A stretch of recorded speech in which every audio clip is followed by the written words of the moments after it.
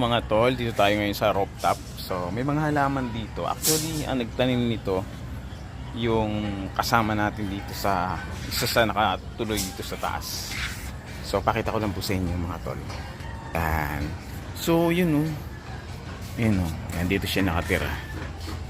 So actually maano lang to dati. Konti lang to. Pero ngayon ang dami na o. So yun o. Yun.